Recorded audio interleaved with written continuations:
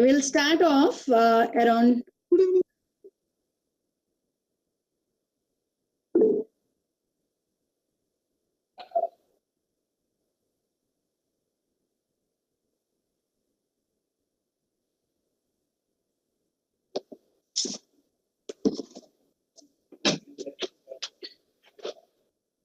Are you all taking a break? Shall I start at 3:45?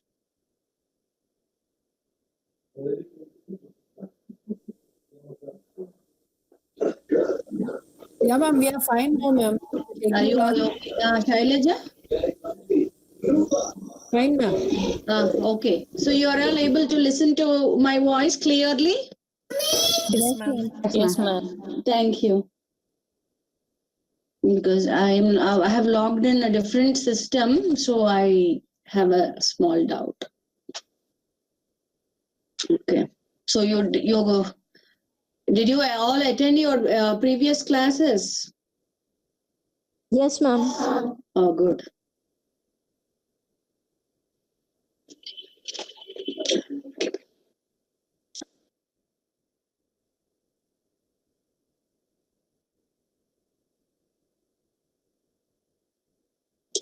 Okay, give me 1 minute. I'll just come back.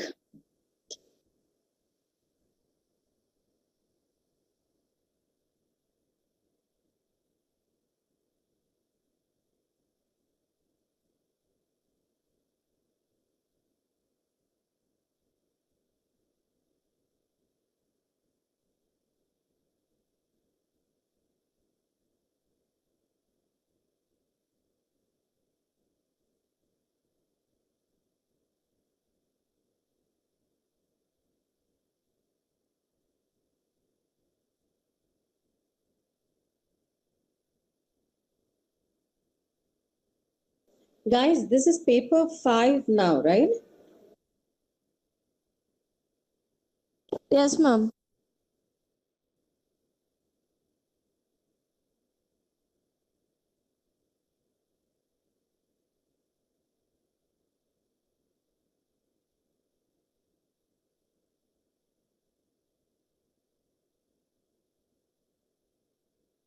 Mama.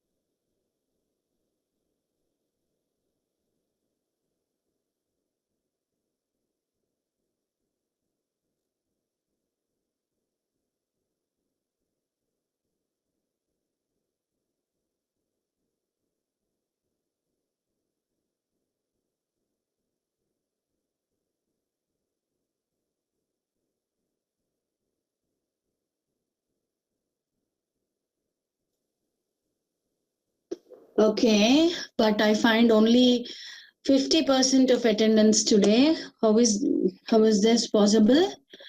Every day we have around 100 students.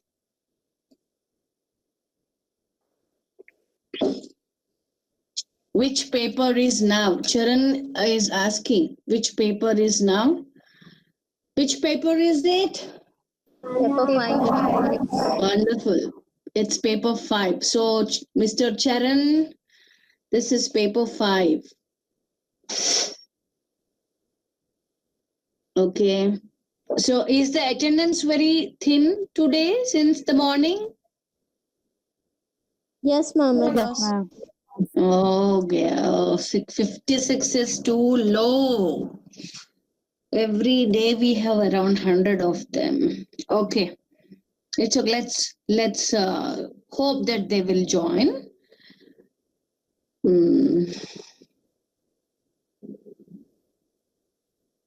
Yeah.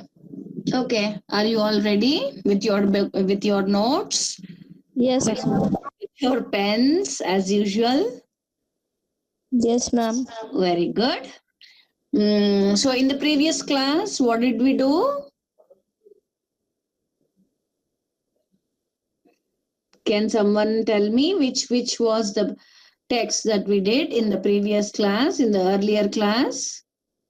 Was it something Saint John, ma'am. wonderful? Saint John. Wonderful. Anita, yes. Shailaja, yes. Okay, Saint John. And did we not really appreciate it? Did we like it? Yes, ma'am. Yeah, we liked it very much. And we felt very sorry also for Joan, isn't it? That Joan, we have understood that she stood as a symbol of universal spirit. She did not want herself to be chained and thrown into a dungeon, dark dungeon, where she would be denied the beauties of the creation. So she agreed to be burnt rather than be alive and be denied all the beauties of experiencing the beauties of what God has created for the human beings. So now today we'll go to the other unit. We'll start with paper, I think unit 4. This is unit 4, Lord of the Flies. Lord of the Flies. So whoever is joining late may ask me now which paper, and which lesson I would be dealing with. So let me type out in the chat box, Lord of the Flies. Lord of the Flies. That we will be doing today. Lord of the Flies is a novel written sometime around 1950s. See, look, we have been ever since we started off, of course, the title of the paper being Literature of the 20th Century, British Literature of the 20th Century. We are doing all that is reflecting and what is written during the 20th century, like the Wasteland in the 1920s, St. John in the 1930s, and Lord of the Flies in the 1950s.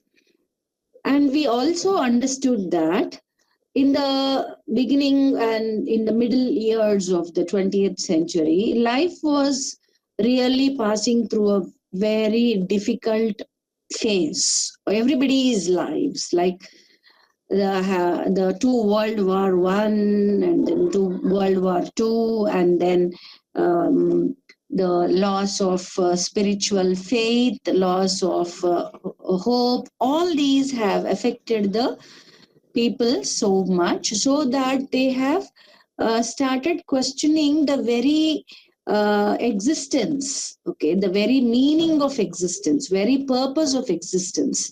Why are we all alive? What are we alive for? And the kind of dimensions, the perspectives that people have started showing, people have started reflecting, they are so troubling. They are very inhuman, like the violence, the wild nature, and the uncivilized way of life. All these are highly questionable. What is civilization? What is being civilized? A man claims himself to be highly civilized, like in the sense that I am a very sophisticated person. I'm a very refined person. I follow very fine and polished kind of lifestyle.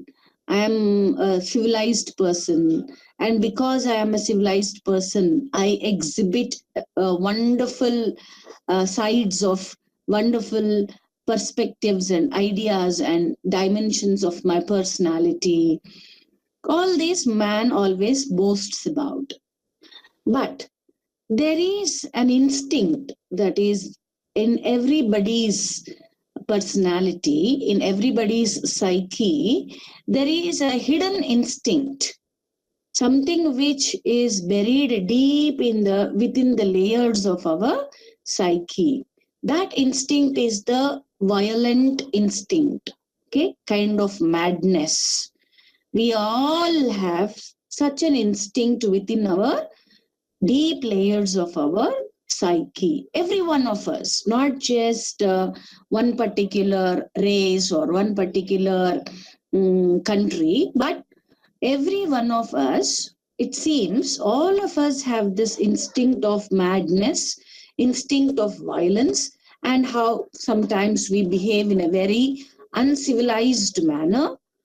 Okay, see, if I am behaving very wildly, there are a few rules, there are a few norms that the society has set forth in order to lead a very orderly and organized life. All of us here, we have set a few rules, like say the mundane side is like traffic rules. They are the rules that help us to negotiate on the roads without any hindrances. But there are other rules, cultural rules, religious rules, political rules, social rules. We all follow those rules because we want the society to go in an orderly fashion, in an organized manner, in a regular pattern, so that there is no disturbance to the flow of human life. So that is what a civilized society is about. We are now living in a civilized society and we are observing all these rules in order to have a democratic kind of a life, so that there is no disturbance and there is no show of violence and there is no uh, dramatic madness that is unleashed. Okay, if there is no police, there is no law, there is no order, there is nothing above us ruling, then we all go about ourselves the way we would like to behave. Like I if I'm angry with someone and I am not, and there is no rule above me, there is no law above me, what would I do? I just go and kill him because I'm angry with him. Why do I kill him? Because I'm not being controlled and bridled by a law. If I am controlled by a law, then I would not do it. It means if there is no law, I'm doing it. If there is law, I'm not doing it because I'm afraid of the law. So what is important here to understand is, if there is no rule, if there is no law, if there is nobody who is supervising over you, then what happens to the human beings? How would they behave? How, what kind of measure they would fall down to in the sense of humanness? Would they really retain their humanity? Would they retain their human nature? Or would they become primitive and savages like those of our ancestors in the wild forests?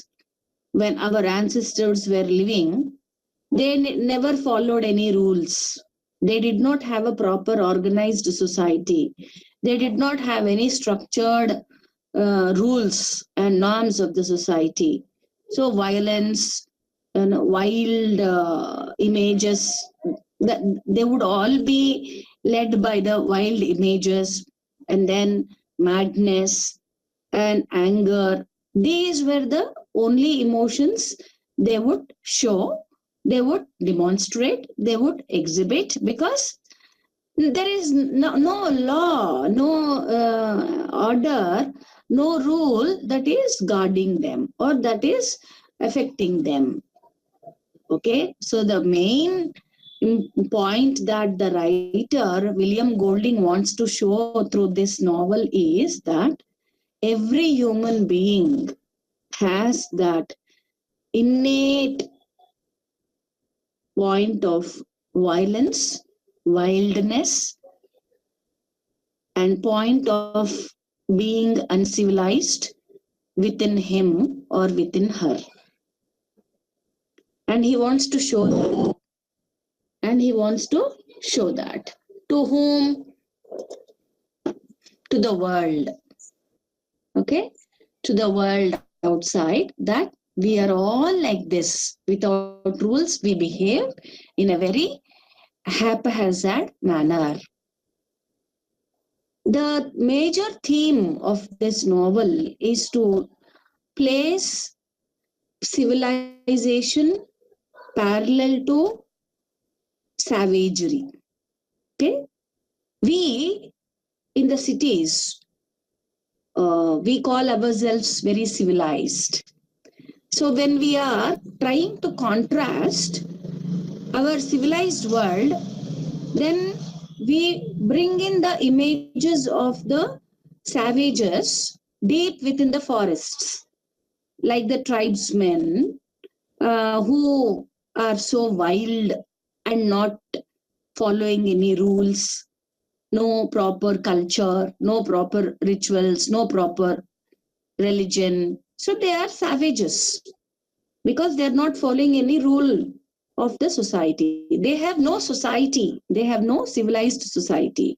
So the so called civilized human life in London or maybe anywhere is contrasted with the is being now opposed to the savagery.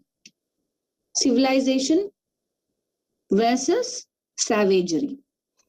That's an important point. So civilization is represented by the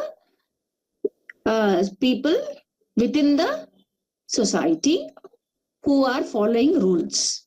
Savagery is this is savages are those who are representing lives in the forests without any rules. So when they are brought on the same page, what kind of differences can we see? That's one important point. Then, madness within the human psyche. Like, are we all really trying to show the world that we are very sane and very clear and coherent in our mind?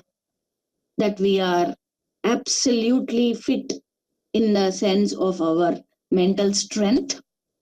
Or do we really have that small specks of madness within us? Sometimes, when the situation arises, the madness from within us is bursting forth. So, that's another theme. Third point is anger and violence. And these two streaks, anger and violence, within a civilized society are under control. But in a primitive society, they are not under control. So now we are trying to look at these different themes that are there in this novel and how the writer wants to tell the world that we are all under the same blanket term. We only act, we only are playing a drama here in this so called civilized world. But when we are forced to stay in a forest, we forget all the rules and then we start showing the other side of our personality. That is the violent, mad, wild, savage kind of a personality. And that is there in all of us. Only when the situation demands, that kind of personality, that side of the personality comes into the foreground. Okay, that is the main idea behind writing this novel, Lord of the Flies. So now if you look at the title, Lord of the Flies, it is very interesting. We have heard of the movie Lord of the Rings, but not this title, Lord of the Flies. This is taken from the Bible. In the Bible, there is a reference to the devil, Beelzebub. Those of them who read the Bible would know that Beelzebub has been referenced to in many of the pages and chapters in the Bible because he represents the evilness, the violence, the satanic forces. He is supposed to be one of the deputies of Satan. Beelzebub is one of the deputies of Satan, and he is the representative figure of violence.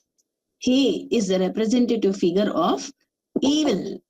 Okay, he is the personification of evil, and he is called as the Lord of the Flies. He also is called as the Lord of the Flies. Who? Beelzebub. Beelzebub is referred to as Lord of the Flies. In the Bible, in a few of the chapters, you can come across this character as a representative figure of evil, violence, and madness. So now look at the title. The title itself is suggestive. Okay, how the wasteland, the title itself suggested that our hearts have gone dry and waste because we are not watering our hearts and souls and spirits with spirituality. That's the significance of the title Wasteland.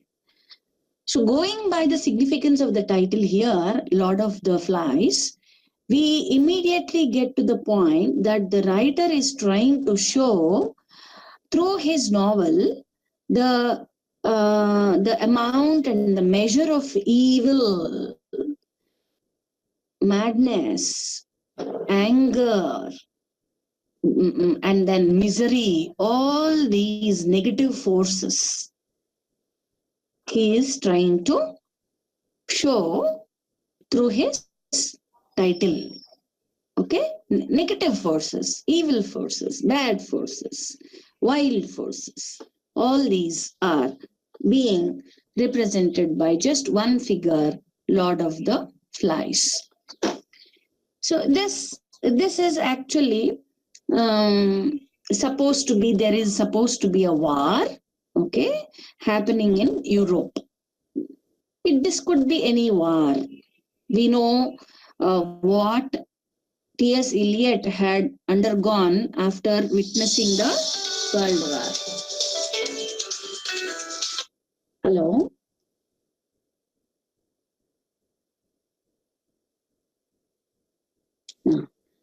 Okay, so I just got a call, so I attended it. Don't worry.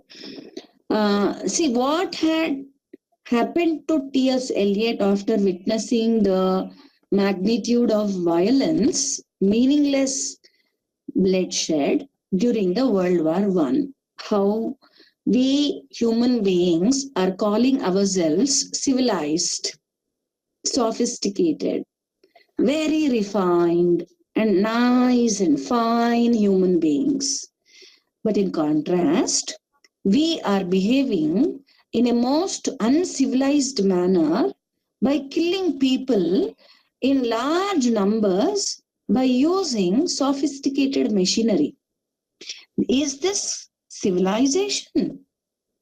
That's the point T.S. Eliot had raised in the very beautiful text, Wasteland. Here too, Golding starts off his novel with a war. What war is that? We don't know it. It could be any war. But and here some people, adults and young children, are being evacuated to a safe place. This is war is going on, and the situation in Europe is very grave and grim and bad and wild and violent. In such a scenario, a few people are being taken to a safe place by an aeroplane. So there are a few adults and few young boys. All these young boys are pre-teenagers. They must all be around 10, 11, 12 years of age. But unfortunately, when the plane that is shifting them to a safe place passed over an island, it met with an accident. It got exploded and the flight crashed. All the adults on the plane have succumbed to the accident. They died in the accident, plane accident. But only the young children, okay, group of young children, they survived the accident. Okay, so now these young children, a group of them, they are all by themselves. 10-year-old, 8-year-old, 12-year-old. The eldest must be 12-year-old. Okay, they are just on the threshold of entering into their adolescent age or the teen age. So when that's the very crucial phase. They are neither very small nor they are adults. Neither they are teenagers nor adolescents. That's a very critical stage. All of them belong to that age group. They are now all by themselves without any parental guidance or any elders to supervise them. That's a very important point. How do the children behave when there is no supervision? How do they behave when they are not guided by their parents? So a few of them would be on the right path because they have been exposed to the morality, ethical values, good things in life. But a few of them, they might have been exposed to the bad things in life. Now, when the situation is very favorable without any parents to supervise over them, they now have to decide upon which path they should be taking now. It's up to them. Should they be taking the moral path or should they be taking the immoral path? So the theme of morality versus immorality also comes up here. Like in a society, in any society, there are people who follow morality. There are people who follow the path of immorality. Now, if we come back to the island, where is this island? We don't even know the name of this island.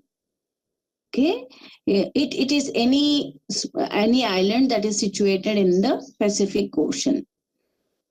Uninhabited island, nothing, no human trace is available on that island except for the boys, group of boys. Now they have to fend for themselves. They have to protect themselves. They have to now be on their own. They should be cooking their own food. They should be forming into a group, and how they should be leading themselves from the outside external forces. All this is now upon them. Nobody to help, no elders there, just only a group of young boys. Now, as you observe, they have also formed a small society. In the island, when they all have come together, it means that a micro society has already been formed. Now, every society has its own rules, own norms. The norms arise from the culture, from the religion, from the from the politics, and many different areas these rules arise from. So here, the small society that belongs to these boys should also it is parallel, it is running parallel to the society outside the island. Outside the island, it means in the European world, there is a civilized society where men, women, children are all happily going about their lives. In the island now, there is another society comprising these boys where they would be now framing their own rules. Like the rules that are framed in the European society, these boys will now start framing their own rules for their own small society, for their own comforts, for their own conveniences, for their own good. Things like that are now taking shape. So now we will now come to understand who these boys are and what their names are. Are you all with me? Yes, ma'am. Is it difficult? Oh, ma'am. Yes, ma'am. Difficult or okay? It's okay. Okay, It's ma'am. easy, ma'am. Your Okay, good. explanation and writing is very easy. Okay, good, good. Okay, good. So fine. Now we have understood that a small society is shaping up, taking shape on the island, and this group of boys who have escaped an accident.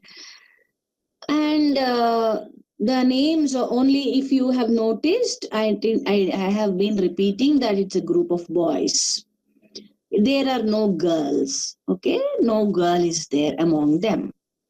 Now, the boys' names, the important characters, we will take the names of the important characters. Ralph, Ralph, Ralph. Okay, Ralph. Then Piggy, Piggy. Simon,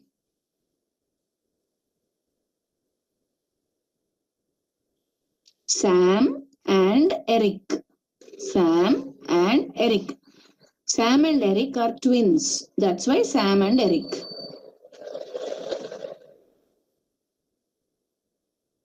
Jack,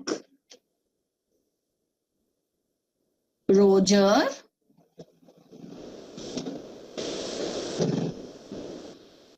okay, Jack and Roger.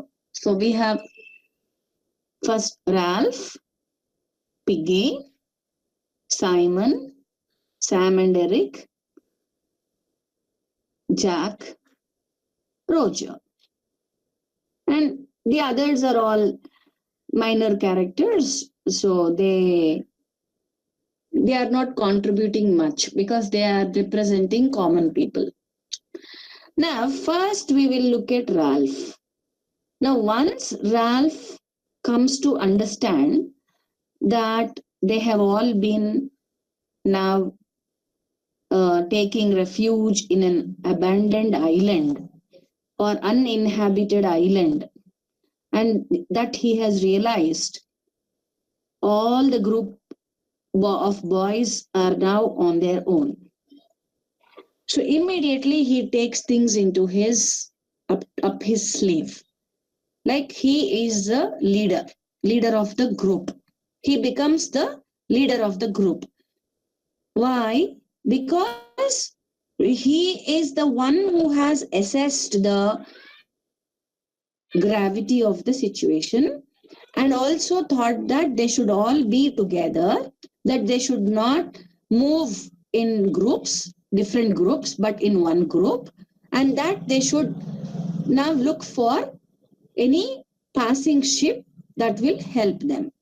So when he has decided this and when he discussed it first, he is the first one to have opened up this discussion. Naturally, he becomes the leader. See, now you slowly will now understand that a small society is being formed with leader and followers and all of that.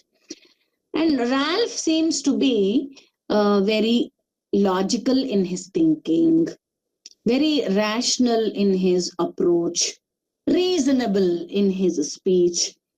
And then also he has vision, like he wants to be be free and free also the others who are with him now and take them to the safe place. So that itself shows that he is a boy, a leader in the making with a vision, and that he also has a logical, scientific approach. That's about Ralph. Then we have Piggy. So this Piggy is quite a plumpy boy, and he wears glasses. The glasses that he wears also is indicative of his reading and then intellect. Okay, so he is the symbol of intelligence and scientific thinking. There is a lot of symbolism which is prevalent in this novel. Each one is symbolizing one element or one force or one idea. Then we have these little boys, Sam and Eric.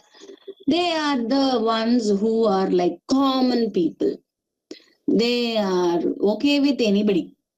They don't have any reasoning, like they don't think on their own. They don't question anything.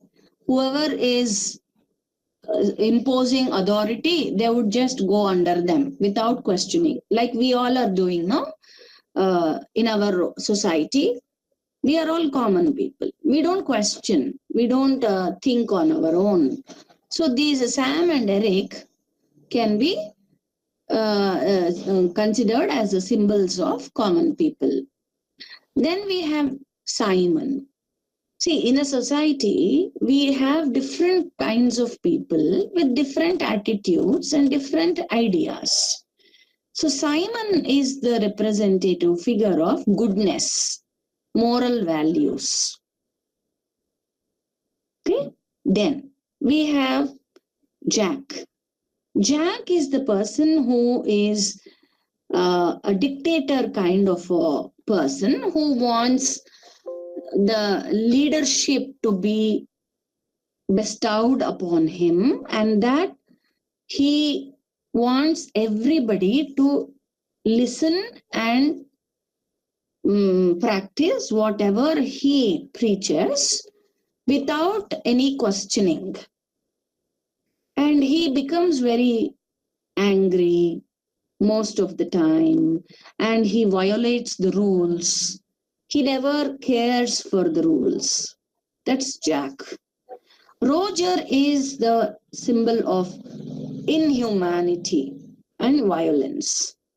Okay, so see, this is the small unit, the micro society, which has emerged very recently with all the kinds of people. Like the intelligent people are there, reasonable people are there, good people are there, bad people are there, common people are there. So this is a very good example of how a society forms wherever there is scope. So now in this wild island, there was the scope of building a society, and so this society was built.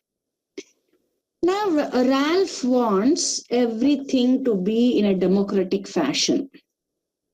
He says, Ralph finds a conch shell, C-O-N-C-H, conch shell. So shell, because that happens to be an island, it is on bordering the ocean, Pacific Ocean. You come across shells, big, huge shells. So he holds that shell which is conch shell, shankamu in Telugu. And then he tells them that, see, whoever holds this shell has the capacity to lead and also to say things. If you want to tell them some things, if you want to discuss some things, hold this shell, and then we'll all become silent. All of us will become silent and will listen to you. So that is an important symbol of civilization. Okay, so whoever holds, it means that there is an order. See, what is civilization? Orderliness, organized things. All this is called civilization. So what Ralph tells is, if anybody wants to talk, if he holds this shell, every other person should keep his mouth shut and listen to that person. It means he is asking the other persons to be quiet in order to listen to one person, so that there is an order. So this shell stands as a symbol of civilization and order. Okay, civilization and order. Now,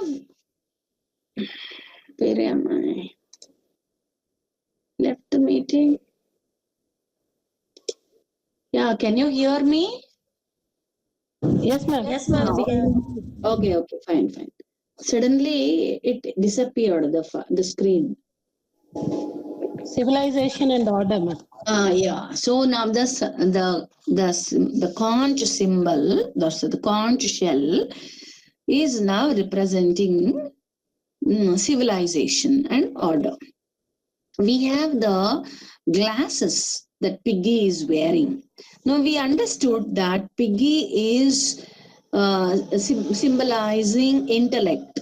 So Piggy now says that we have to create a campfire on the top of the mountain. There is a rock kind of cluster of rocks, a huge cluster of boulders and rocks. So they all decided to go there, climb the rocks, and stand on the top of that hilly region so that they can see any ship passing by. So that becomes their vantage point. If anybody stands on that high rock, they can they can see any ship passing by, and any ship, people, whoever is passing by in the boats or so, can also spot them easily. So for that, they want to light a fire and keep it going forever, so that the smoke that billows out of the fire attracts the attention of any passing ship, and it becomes a signal of help. So they thought that they should light fire and keep it going, and when the smoke that it should be lighted on the top of the rock, and the smoke will attract the attention of the ships passing by, and they will understand that there is somebody who is seeking help. They will come to us they will come to us to save us. So that's one idea, a very brilliant idea, because they are now cut off from the civilized world. They are now living the life of primitives in the deep island, forests of the island. So in order to have a connection between the civilized world and the uncivilized world, this fire is going to help them. So the fire is the bridge that connects them with the civilized world and the uncivilized world. So how to start the fire? They have no other, they have nothing, no gadgets with them. And Piggy tells them, see, I have glasses. I can use these glasses to focus the sunlight on the dry twigs. So let us try it out. And he brings some dry wood and all of them. bring dry wood and dry twigs and dry leaves, and finally they put them all together on the top of the hilly terrain, and then they bring the glasses of piggy and they focus the sunlight on the dry twigs, and very fortunately the fire is lit, and they are so happy that this is now their job to see to it that the fire continues to be glowing and burning, so that it even in during the night, if any ship is passing by, they would notice the fire and come to save the boys. So they are very neatly structuring their society. They are planning to construct a civilized society. See how Ralph is holding the conch shell and is telling them, so this is going to be a kind of a vehicle through which we will establish a civilization. And the fire, which is a connection between the uncivilized and the civilized world. So what are they doing here, these boys? All by themselves, they are planning to construct a society, and that too a civilized society.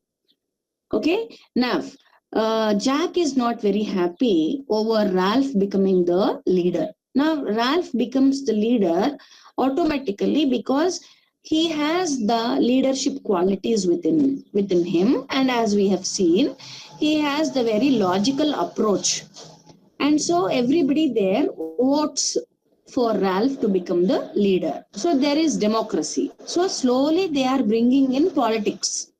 So how they are establishing all the other factors that are there in our civilized society, these kinds of aspects are being brought into their society. Even politics have been brought by framing the democratic rules. Then Jack tells, so if I am not the leader, then I will become the leader of the hunting group, because we now have to also take care of our food. Now, how do we get our food?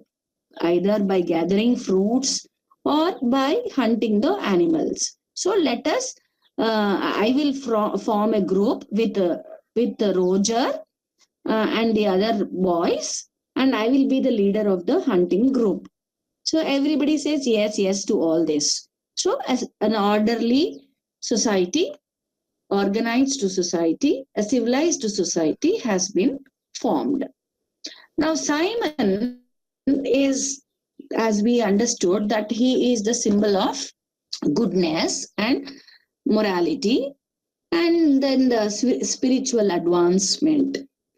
And so what he does is he keeps moving about on his own, and sometimes he is so overwhelmed by the beauty of the creation. He, when he sees a very beautiful flower or anything that attracts his attention, he feels as if he is slipping into a trance like situation, because he is connecting himself with the creation, with nature. So that spiritual connection that we come across in Simon is only speaking of the good people who are there around us, who try to connect themselves with nature, with creation, with God, and other forces of nature. And Sam and Eric are the common guys who are running after between Ralph and Jack. But sometime later, Jack starts showing his authority, domination over the group, and slowly he starts taking away the people under his wings. Like, he is expanding, his kingdom is expanding. Okay, so look at that. Democracy which is being represented by Ralph is shrinking, and the hunting group is expanding. It means the goodness in the society is shrinking, and the badness in the society is expanding. See how it is happening, the way it is happening outside in our own societies, in our own societies, civilized societies, how goodness is in small pockets, whereas evil is there everywhere because it is expanding its boundaries. In the same way, Jack, the representative of evil, is breaking all the boundaries to expand his kingdom, and Ralph is only his influence is slowly waning and wearing out, and his democratic party or any you can say the kind of influence that he wielded is slowly becoming smaller and smaller, whereas Jack's influence is becoming larger and larger. So, if you can see exactly the way outside in the civilized, the so-called civilized society, how society gets into bits and fragments. In the same way, the new society, it is a very new society, the micro society, which was initiated very recently, also is heading towards that kind of breaking into larger and smaller groups. Very interesting kind of a psychological, sociological conditions.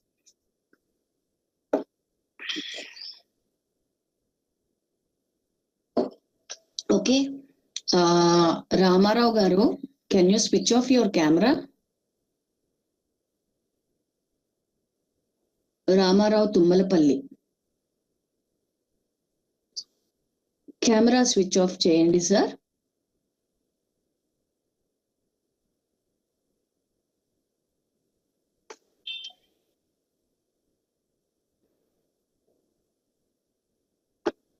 Thank you.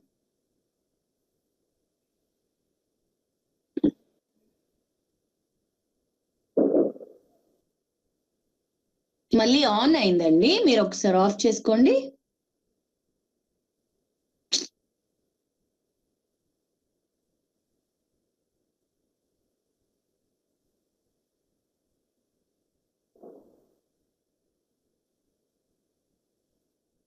Can someone tell him, like, okay, now it's gone.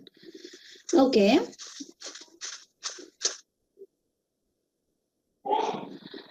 Oh my God, we have only 57 people.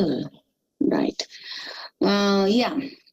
So now you are able to understand between the society in the Yes, island and the society outside the island.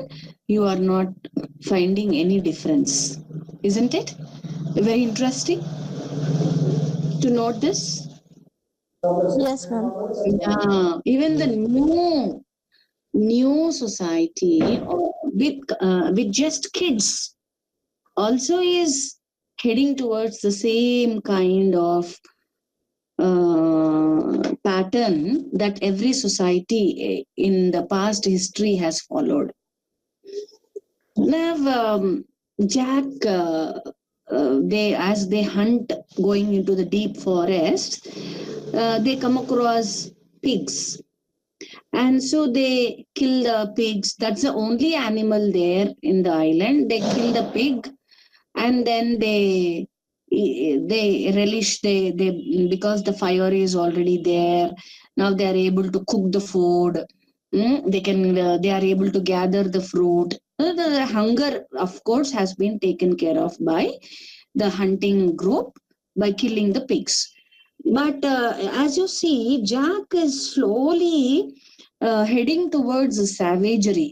From sophistication, he is heading towards savagery by um, getting closer to all that kind of brutish ideas, very inhuman ideas, where he says one day, let us have fun.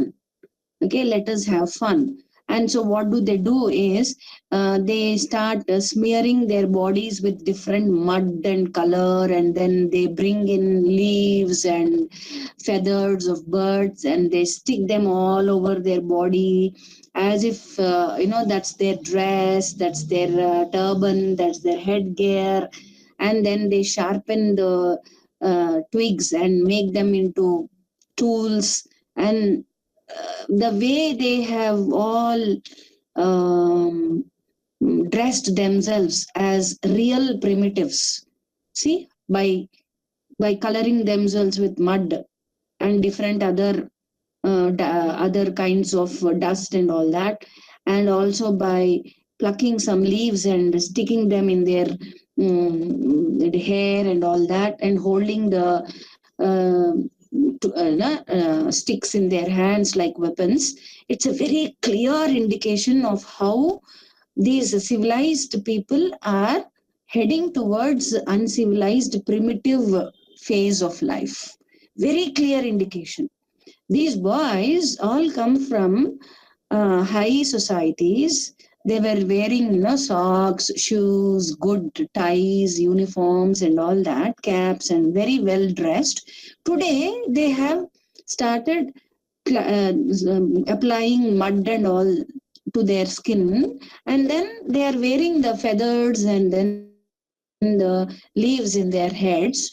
It is a very clear indication of how the graph of civilization has slowly started descending and taking them towards total primitivity.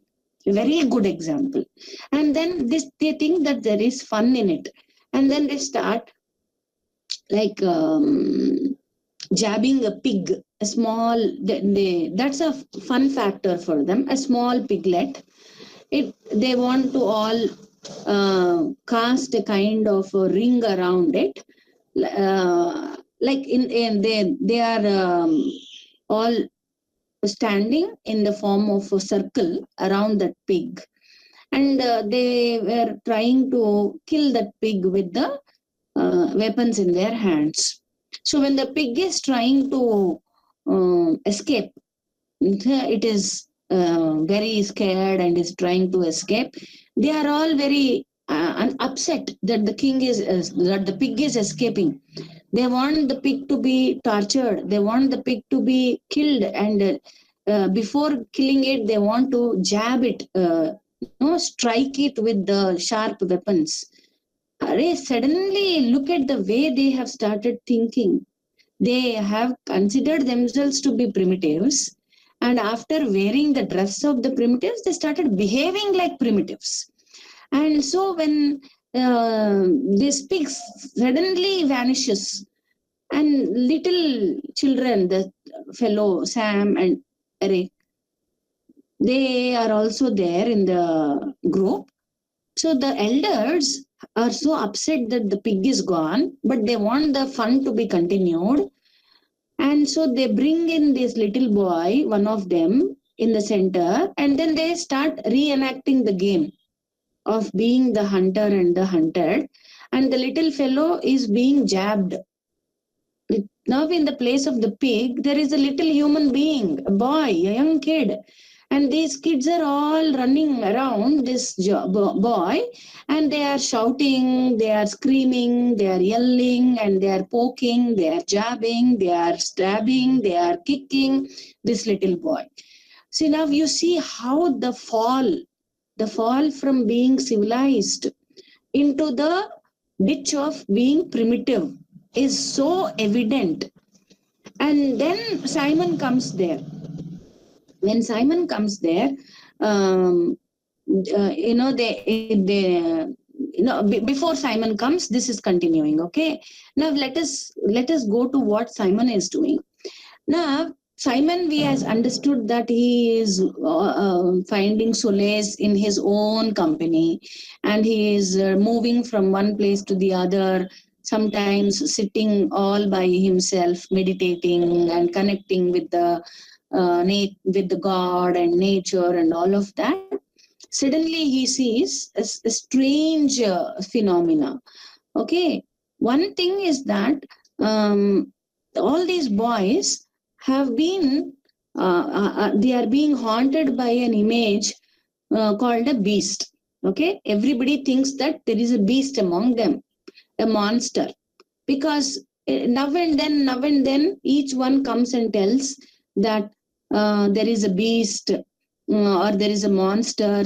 I could see it flapping its wings, and when I could see it whenever there is wind, I am able to see the monster.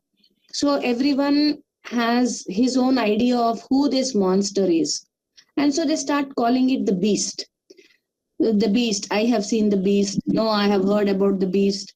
So suddenly this rumor starts spreading that there is a beast on the island, and every one of them is able to see it.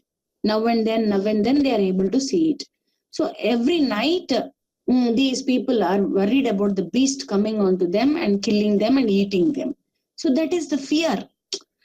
You can see that it is an imaginary fear. The beast symbolizes as an imaginary fear which is there in everybody's heart. All of us have imaginary fears. So this imaginary fear is actually doubling up, and it is becoming bigger and bigger, and it is trying to overwhelm us. It is trying to overpower us. But where is the beast? It is not there.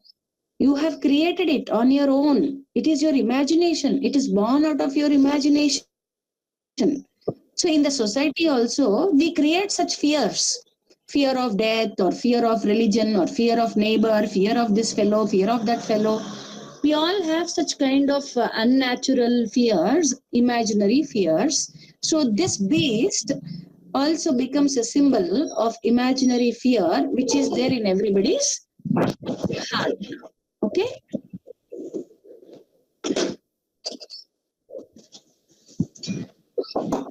Okay, then. So this boy, now when he goes, Simon, when he goes to a particular spot all by himself, he sees that actually he thinks that it is a beast. Okay, it is he is now sure that the beast is there, but as he goes closer to the beast, he finds that it is not any beast but a dead soldier who came here drifting by a parachute. Some maybe the soldier, when he was flying over this island on a parachute, and the parachute got snapped and he fell over here and he died. And so the parachute, the cloth of the parachute is, the color is white, and then it is like open balloon like. And so whenever it is the wind is blowing, the parachute is making some strange noises. Okay, it is stuck somewhere in the forest. So these boys, whenever they saw this from a distance, they thought it is a beast. Etsuda? Yeah. So they thought it was a beast. But originally, it is not a beast, but the dead body of a soldier who got drifted by a parachute. So he now Simon, after seeing this, he realizes that this fear is unwarranted, and that now they don't have to worry anything about the beast. He wants to tell his friends that there is no beast. But as he turns away, then he sees another important what, Alivelu?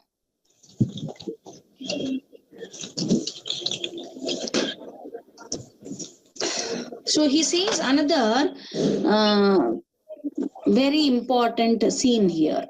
See, what did the boys do is they have been hunting the pigs. Okay, all these days are passing by. All these days they have been hunting the pigs. So one of the pigs' head. Okay, it is a she pig which was pregnant with children, but Jack did not even consider this, that it's a pregnant pig, and he killed it. And what he did, he cut the head of the pig and he impaled the head to a stick. And he planted that stick with the head of the pig in the ground, as if they are making this as a sacrifice to the evil gods. Now we understood that they are slowly descending into being primitives, isn't it? By wearing the feathers, they're dancing around the pigs, and all that itself is very clear indication of how they have descended into savagery, from civilization to savagery.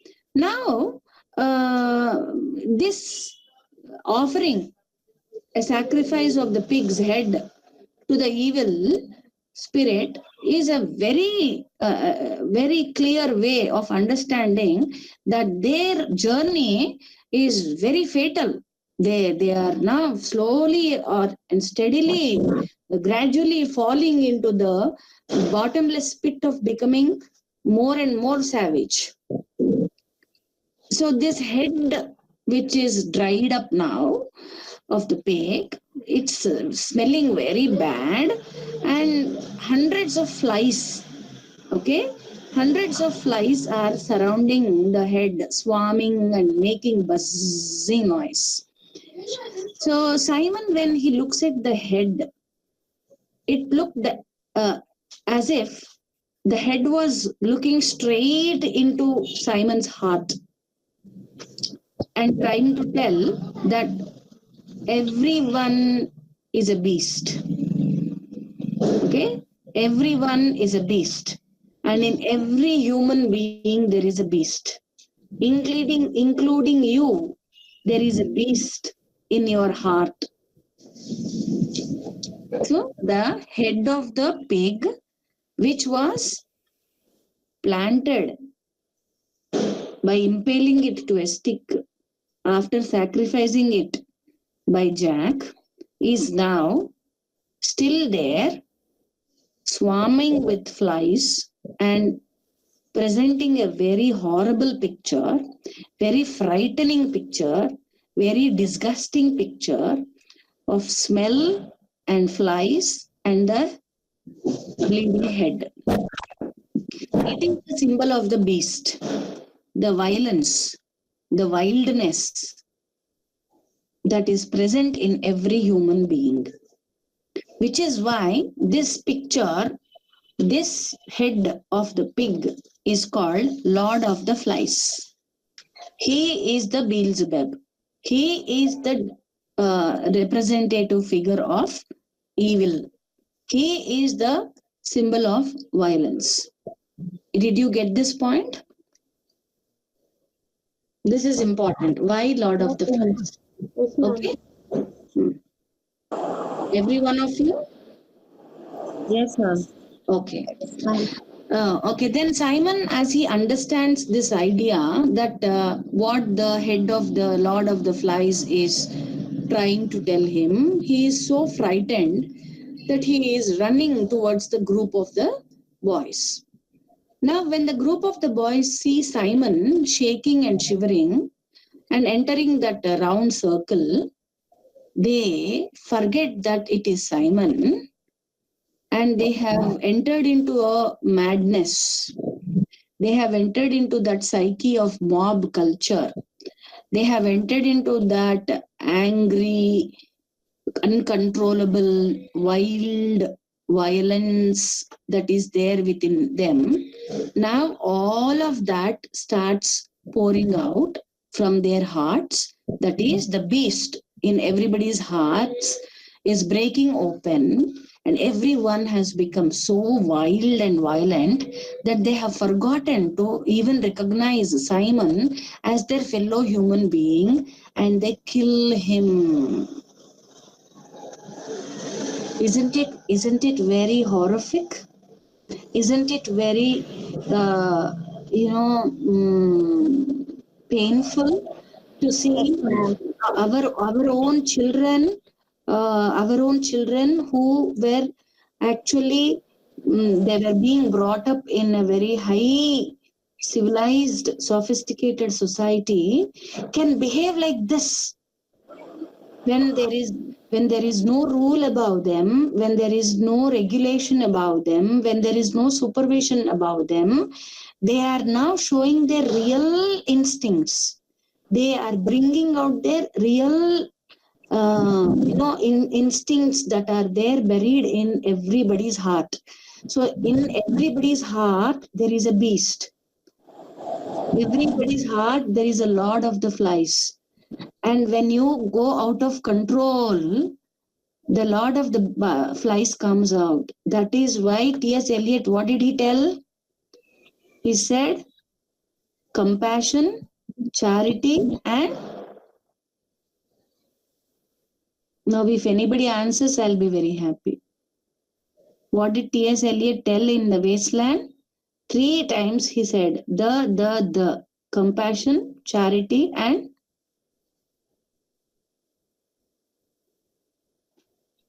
is there no one who was present in my class then? I am sure Parimala was there.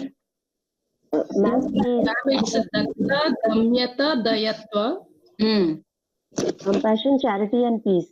And control, control. Only then we'll have peace. Yes, ma'am. Okay. Now, if you bring that exactly and apply it to these children, did they lose their control? Tell me, did they lose their control, Madhavi? No, ma'am. Are they in control? Yes, madam. Yes, madam. They are in control. They are uncontrolled, madam. They are now uncontrolled. They are not able to control their. They are not able to control their what? Their emotions and mind nature. They are not able to control their Savage Mind, madam. mind. Okay, fine. They are not able to control the beast within them. beast. Isn't it? They are not able to control the beast, the animal that is there within them. The savage instinct is the beast. Everybody, every one of us here, it seems we have the beast within us. But we should control the beast. When we are controlling the beast, we are safe. We are at peace. When we are not able to control the beast, everything is lost. We become savages. Isn't it? Yes, ma'am. Yeah, Yes, is it ma'am. clear now? Is it clear? Why T.S. Eliot had said already that we should be in control of our emotions, especially anger, violence, and all that. These boys have lost that. Now Simon is killed, so goodness is killed in this society. Evil is so overwhelming that goodness is killed by the overwhelming superior authority of the evilness. This is one good example we can talk about in our society also. Good people are pushed to the margins and they are overpowered by the bad people.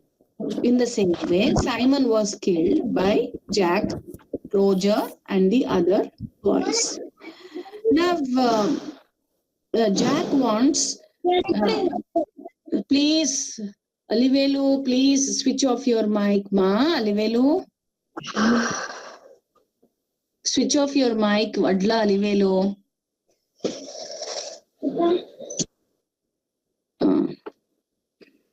Okay, so now Jack's ferocity, his wild, violent attitude is now it now knows no boundaries, and they want to also bring Ralph and Piggy into their group. Okay, they want to bring them into this Ralph and Piggy. Until now, they are keeping themselves separate. But in this frenzy, the smoke, the fire gets put down because nobody is really taking care of the fire. So the fire is now extinguished totally. It means in their journey towards savagery, they have been so influenced by savagery that they have even forgotten that they should go back to the civilized world.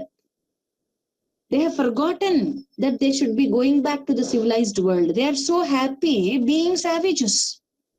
That is why they didn't take care of the fire. Okay. Now, Ralph is so angry that because a ship has just passed by and the fire, because it is not on, the ship people did not notice the fire and so they passed by without stopping.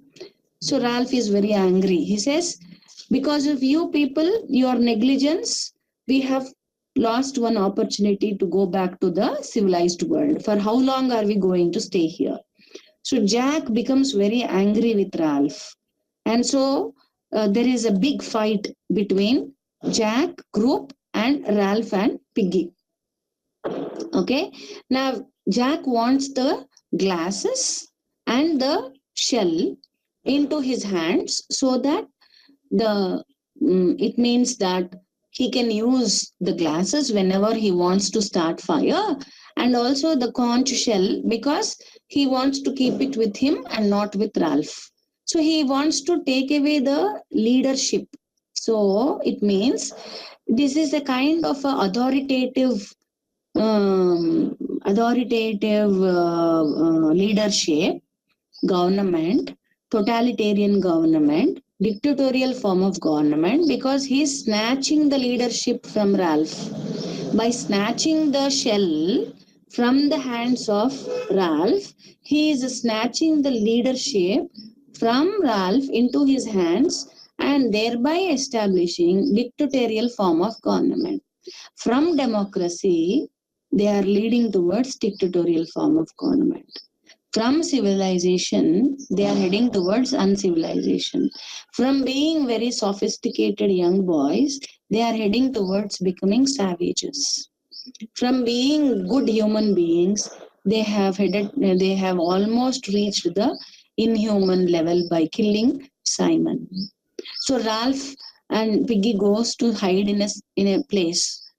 Okay, so what Roger does is he brings Piggy, and when Piggy comes and stands under one rock, Roger he throws one huge boulder on Piggy to crash the conch shell that Piggy was holding.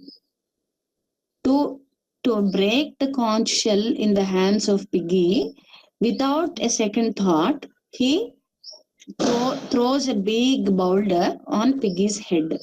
So under that boulder, Piggy dies because he gets crushed under it. Along with him, the glasses also get damaged, and the conch shell is also broken.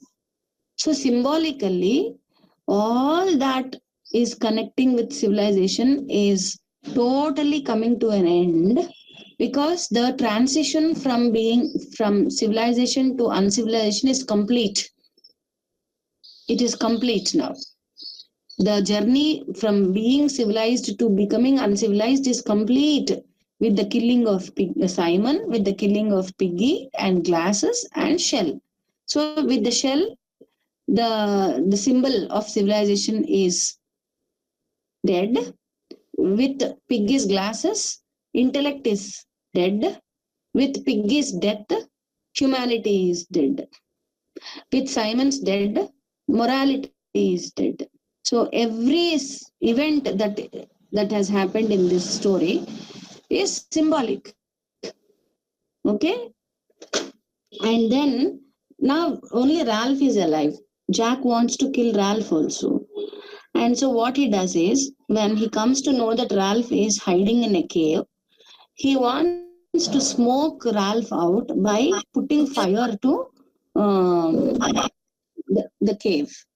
So he puts fire to the place where Ralph is hiding. So Ralph comes out running to safety. But by then, the whole fire it gets caught in an uncontrollable manner and it starts spreading over the entire island. It's a huge fire. Okay, so now all the children start running towards the beach, towards the ocean to save themselves. See how they are, it's destruction, how they are destroying themselves, how they are. Now the society that has been formed is heading towards total destruction. And with the fire, the destruction, the self destruction is almost complete. So when the boys are running towards the ocean to save themselves from the fire, very fortunately, a naval officer comes there, because then they are going by the ship, they spot the fire, that the island is on fire. So they want to check what is happening here. So they pass they anchor the ship and they get out. And when the Navy officer starts approaching the children on seeing the Navy officer suddenly come back to their consciousness. Suddenly come back to their consciousness. Very important. This is very important. This naval officer is now the link between the outer the outer civilized world and the inner uncivilized world. So on seeing the naval officer, these children all go into a shock and suddenly realize that they are all human beings, that they are all children belonging to the outside world, that they are all connected with the civilized world. That idea that they are all civilized children, it comes to them then on seeing the naval officer. The awareness, the consciousness, they are now able to wake up from the deep influence of becoming savages back to becoming civilized on seeing the naval officer. And the naval officer, on seeing these children shouting, screaming with all the muddy faces and then the feathers and then the kind of primitive dresses and all that weapons in their hands, he is so shocked. He's so shocked that how can British children, how can English children be doing this? Because they always thought, the Westerners always thought, the Europeans always thought that the European children are the best civilized, sophisticated children in the world. Even such British children, such English children can stoop down so low as this, as becoming primitives themselves, as killing people, as setting the island on fire. So the naval officer is so shocked on seeing this picture. On seeing him, they all fall on their knees and then cover their faces, unable to see him straight in his eye, because now they feel so guilty. They have all come back to their normalcy. They have all now started realizing that they are no longer, they are not primitive people, but they are supposed to be civilized human beings. They are supposed to be urban children. They are supposed to be English children, well mannered, fine lifestyle, luxurious lifestyle. That comes to them, that idea comes to them only after seeing the naval officer. Until then, they have forgotten their connections with the outside world. Okay, so this is the story of Lord of the Flies. So, what have you understood? Now, you tell me. Satya, Anu Satya. All right. Now, you tell me, what have you understood? I am.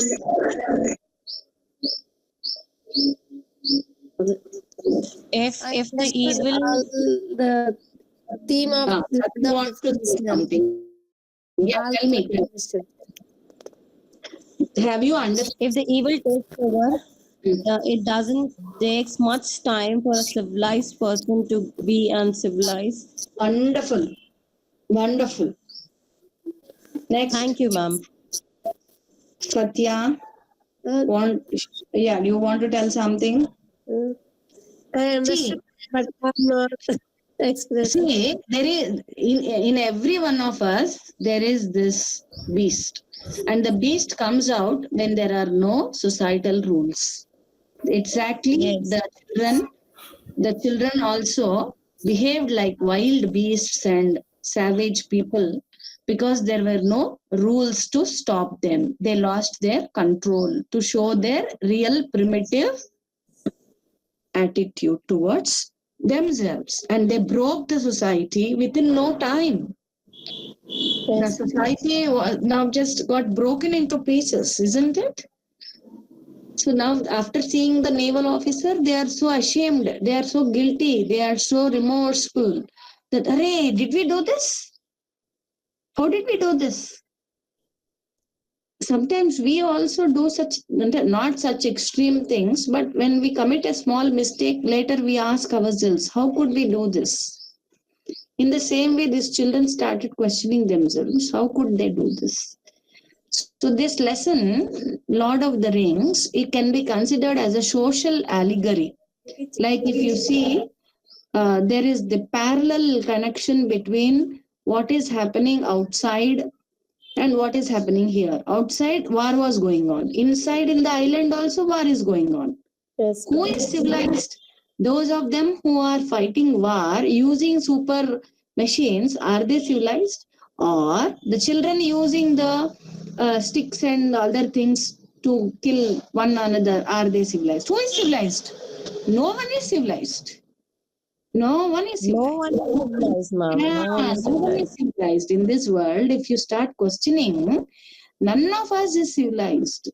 And whenever there is somebody called Simon coming up, we kill. The society kills. Okay, so you make questions like discuss the significance of the title Lord of the Flies. Consider it as a social allegory. Discuss the symbolism. All these are very easy now for you to answer. That I am sure of. Are you sure of? Yes, yes, ma'am. ma'am. Yes, ma'am. Understood. Very good. So now let me take your leave. See you next Friday. Thank you. Bye. Thank you, ma'am. Thank you, ma'am. Thank you, ma'am. Thank you, Thank you, ma'am. ma'am. Thank you, ma'am. Good evening, Thank ma'am. you. Thank you, Good ma'am. evening.